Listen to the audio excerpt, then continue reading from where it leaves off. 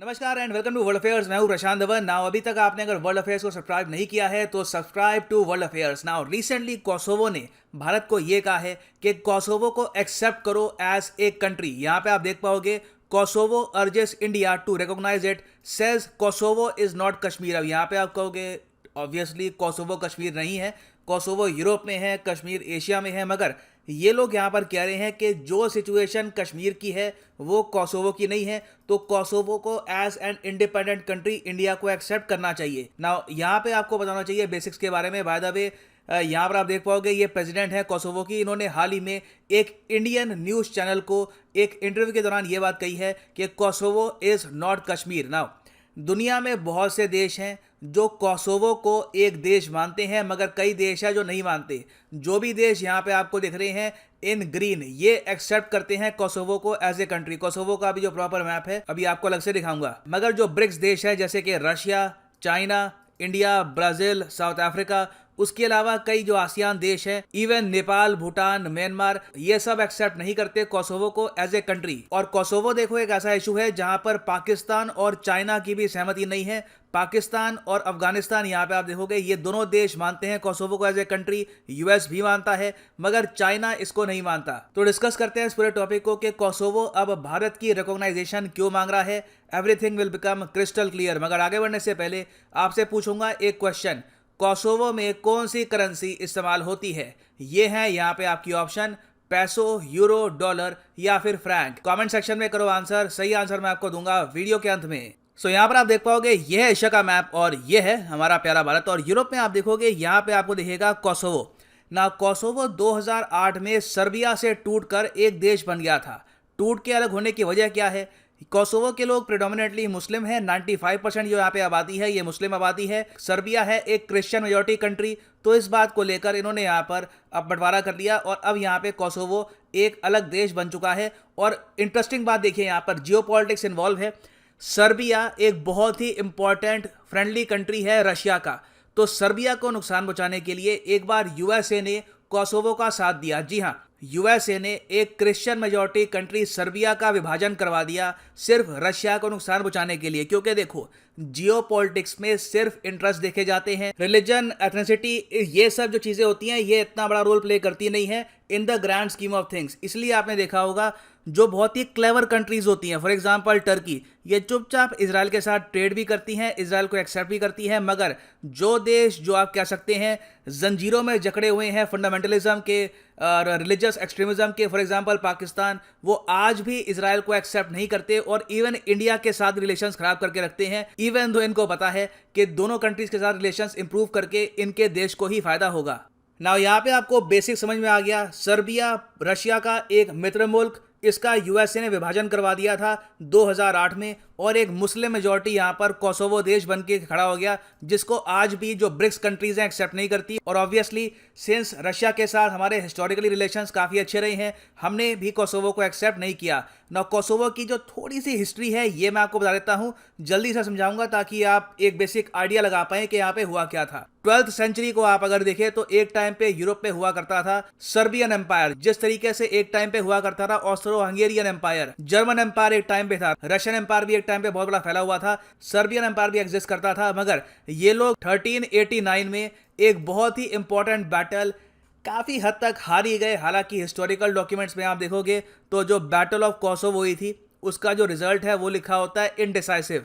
मगर इस बैटल में क्या हुआ था कि ऑटोमन एम्पायर ने सर्बियन एम्पायर को अटैक कर दिया। तो सर्बियन एम्पायर था एक क्रिश्चियन एम्पायर, ऑटोमन एम्पायर था एक मुस्लिम एम्पायर, दोनों के बीच में जंग हुई और इन दी एंड ऑटोमन एम्पायर ने कोसोवो छीन लिया सर्बिया से। और यहाँ पर आप देख पाओगे ये एक बहुत ही फेमस पेंटिंग है of the battle of Kosovo. तो एक बार कोसोवो जब ऑटोमन एम्पायर का पार्ट बन गया तब इन्होंने धीरे धीरे कोसोवो के जो डेमोग्राफिक्स हैं ये बदलने स्टार्ट कर दिए, क्योंकि कोसोवो ऑटोमन एम्पायर के पास रहा था करीब 400 से लेकर 500 साल के आसपास। तो इस दौरान क्या हुआ कि कोसोवो में जो भी क्रिश्चियन थे ये पहले यहाँ से चले गए। इसका रीजन एक बहुत बड़ा ये भी है कि ऑटोमन एम्पायर में जो रिलीजियस मिनॉरिटीज थी उन पे लगता था जजिया, मतलब के एडिशनल टैक्स। तो कई लोग जो थे कोसोवो के वो एडिशनल टैक्स पे करना चाहते नहीं थे, वो चले गए कोसोवो से। उसके अलावा काफ़ी बार टर्की ने वॉयलेंटली भी यहाँ पर काफ़ी जो आबादी है इसको डिस्प्लेस कर दिया और फिर कोसोवो में जो एथनिक टर्क्स हैं या फिर जो अल्बेनियंस हैं ये यहाँ पर बसा दिए। ऑल टुगेदर आप कह सकते हैं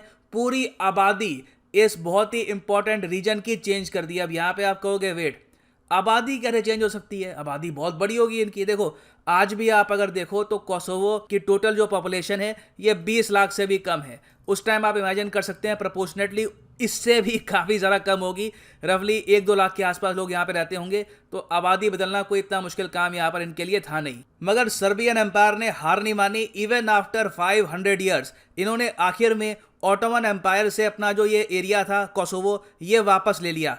अब ये जो सर्बिया ने किया था ना ये कुछ ऐसा ही है कि आपका एक घर हो, आपका घर कोई कब्जा ले, उसके बाद फिर 50 साल आपको लग जाए तब जाकर उस घर पे आप वापस कब्जा कर पाएं। अब ऑब्वियसली जब आप उस घर के अंदर जाओगे तो सब कुछ आपको बदला बदला दिखेगा। रसोई शिफ्ट हो गई है, बेडरूम कहीं पे चला गया है, दीवारों का पेंट बदल गया है, एवरीथिंग वॉज चेंज्ड।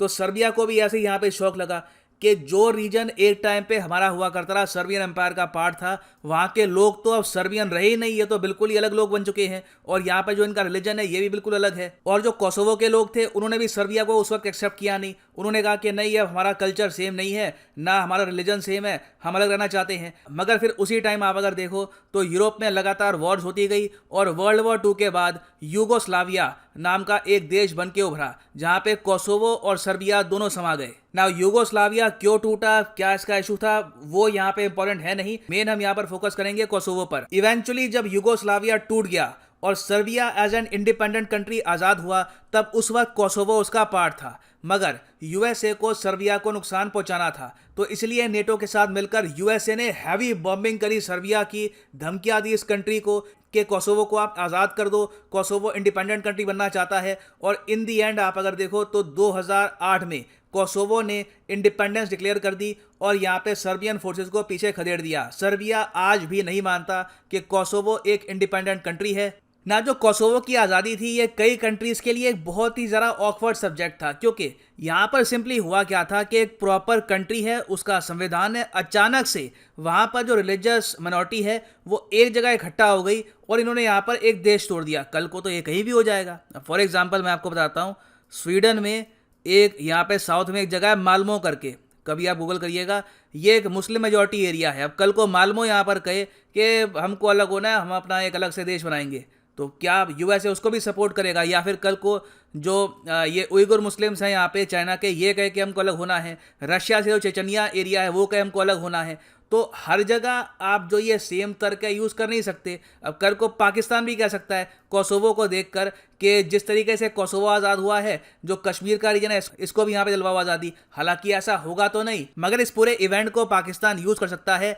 अपना कश्मीर का नैरेटिव आगे बढ़ाने के लिए। तो इसलिए कई कंट्रीज़ ने कोसोवो का बर्थ आज तक एक्सेप्ट नहीं किया। 2008 में जब कोसोवो एक इंडिपेंडेंट कंट्री बना था उस वक्त भी भारत ने यही कहा कि हम इस इंडिपेंडेंस को स्वीकार नहीं करते। और आज भी आप अगर देखोगे तो भारत में काफ़ी बार जब स्पोर्ट्स के कोई इवेंट होते हैं तब कोसोवो के एथलीट भारत में नहीं आ पाते। और रिसेंटली ये हुआ भी था, एक कंट्रोवर्सी हो गई थी और कोसोवो ने कंप्लेन भी करी थी कि भारत में in the future sporting events नहीं होने चाहिए क्योंकि ये हमारे एथलीट्स को वीज़ा प्रोवाइड नहीं करते। ना कोसोवो यहाँ पर अब ये कह रहा है भारत को कि हमको एज ए कंट्री एक्सेप्ट कर लो। इसके रीज़न क्या है? रीज़न देखो 3-4 हैं। पहला रीज़न तो यहाँ पर यह है कि कोसोवो ओपनली ये देख रहा है कि इंडिया अब धीरे धीरे रशिया के कैंप से हटकर यूएसए के कैंप में जा चुका है। हालांकि हमने जो कंप्लीट शिफ्ट अभी किया नहीं है, मगर कोसोवो यहाँ पे अज्यूम कर रहा है कि अब इंडिया एक ज़्यादा प्रो यूएसए कंट्री है। और सिंस सारी जो प्रो यूएसए कंट्री हैं, चाहे यूके हो, ऑस्ट्रेलिया हो, जापान हो, साउथ कोरिया हो, सब लोग कोसोवो को एक इंडिपेंडेंट कंट्री मानते हैं, तो इंडिया भी शायद यहाँ पर मानेगा। दूसरा फैक्टर यहाँ पर यह भी आता है कि ये लोग अब कह रहे हैं कि हमारा केस कश्मीर के केस से अलग है। ये लोग जो अपनी आज़ादी का एपिसोड है उसको जोड़ के रखते हैं यूगोस्लाविया से, कि यूगोस्लाविया जब टूट गया तब से हमारी इंडिपेंडेंस स्ट्रगल चल रही है, तो हमारा जो यहाँ पर केस था ये कश्मीर से बिल्कुल अलग है। इंडिया अगर कल को कोसोवो की इंडिपेंडेंस को सपोर्ट करता भी है तो सेम एग्जाम्पल इनके हिसाब से कश्मीर पर यूज नहीं हो सकता। फिर एक फैक्टर यहाँ पर यह है यूएसए का प्रेशर। जी हाँ, यूएसए ने लगातार भारत पे प्रेशर भी डाला है।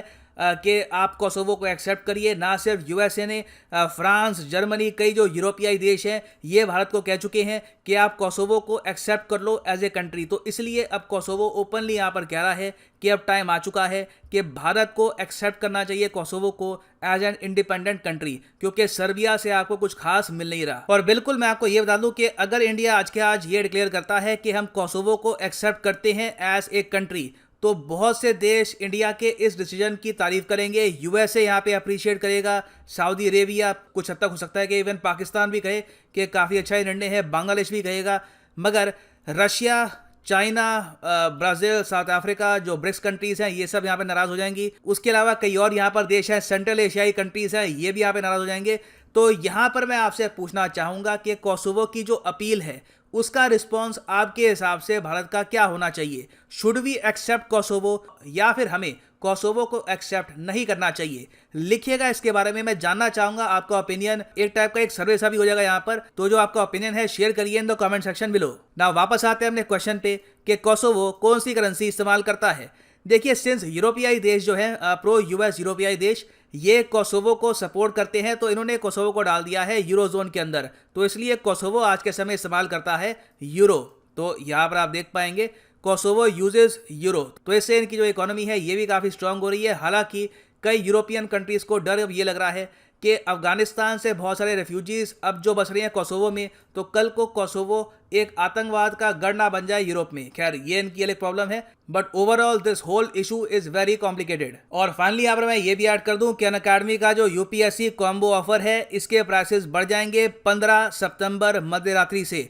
तो सिंपली यहाँ पे जाओ कमेंट सेक्शन में, यहाँ पे आपको मिलेगा ये link, Unacademy UPSC CSC plus. इस लिंक पे आप कर सकते हैं क्लिक, और इस यूनिक कॉम्बो ऑफर से आप यूपीएससी प्रीलिम्स, मेंस, ऑप्शनल तीनों की ही तैयारी प्रॉपरली यहाँ पे आप कर पाएंगे। सो यहाँ पे सिंपली आपको क्लिक करना है और यहाँ पे आप परचेज कर पाएंगे ये कोर्सेज। अगर आपके पास अभी 2 साल हैं, आराम से प्रिपेयर करना चाहते हैं, अगर आप एक कॉलेज स्टूडेंट हैं, तो आप परचेज कर सकते हैं 24 मंथ कोर्स। ये कोर्स आपको 3000 रुपये से भी कम का पड़ेगा। अगर आप यूज़ करते हैं promo code PD10, the prices will fall even more. So use the code PD10 and save your hard-earned money. And remember, the prices will rise soon. जब तक ये सस्ता है आप इसको परचेज कर सकते हैं। So इसी नोट के साथ ये है वीडियो का अंत। Thank you for listening and as always, God bless you all.